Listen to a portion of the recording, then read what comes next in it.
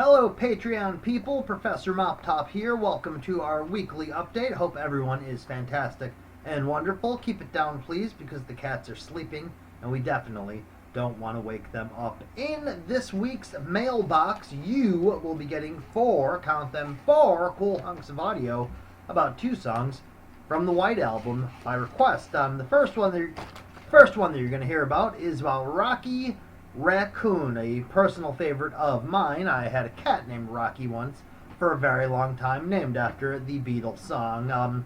Although Rocky was a Lennon fan more so than a Paul fan, curiously enough. Rocky Raccoon, the song, is written completely by Paul McCartney, although when it was first conceived, he says that he and John Lennon and Donovan were on the roof of an ashram in India tossing ideas around. So even though Paul takes most of the credit, there might be a couple of ideas that came from elsewhere. At one point the name was Rocky Sassoon. They're not really sure where the Sassoon comes from, although Rocky might come from a guy named Rocky Erickson, who was a musician in the 13th floor elevator. Now there's a guy named Siegfried Sassoon who you'll hear about.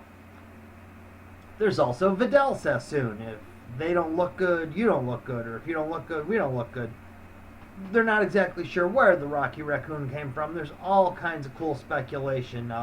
Paul called it Raccoon because it sounded like a cowboy. There is a poem called The Shooting of Dan McGrew. You'll hear Moptop talking about that. McGill might be a slight take on McCartney. And Nancy in the song is a two-timer, as you will hear Moptop talk about that as well. Nancy was also the name of Bungalow Bill's real-life mother.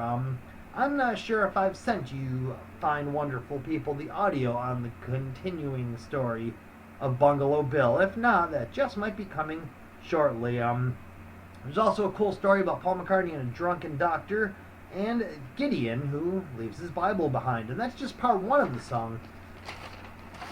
Part two you're going to get is two parts of a song that was written by Ringo. It was the first one that he wrote and recorded. It's called Don't Pass Me By. He talked about it in 1964 and actually sung a little bit of it. It apparently floated around for a while before he finally officially presented it to them at the beginning of the White Album. Ringo grew up loving country music, and you're going to hear a couple of songs that may or may not have given him inspiration. One's by Ernest Tubbs, the other is by Linda Flanagan. Now, as Ringo was trying to write songs, apparently many times he would just rewrite a classic song and somehow change the lyric, and they would point out, oh, well, all you did was, you wrote a Jerry Lee Lewis song. Oh, that's just a Little Richard song. You just wrote a Chuck Berry song but changed the words. But with Don't Pass Me By, especially McCartney worked on it with Ringo, and that's how they came up with it. You'll hear about some of the studio tricks they used as well. There's a violin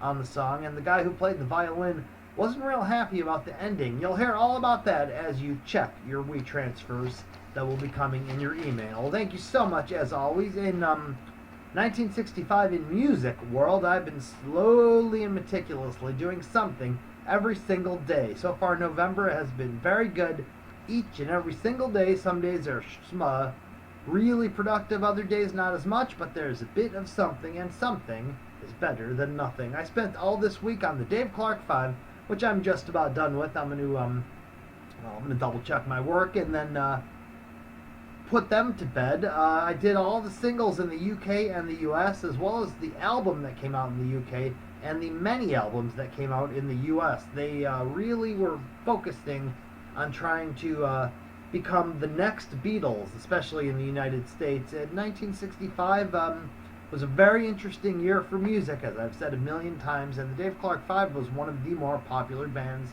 and they had a movie called Having a Wild Weekend that, I'm going to do a little bit of research and watch right now. Thank you so much, as always, for being wonderful people. I appreciate everything.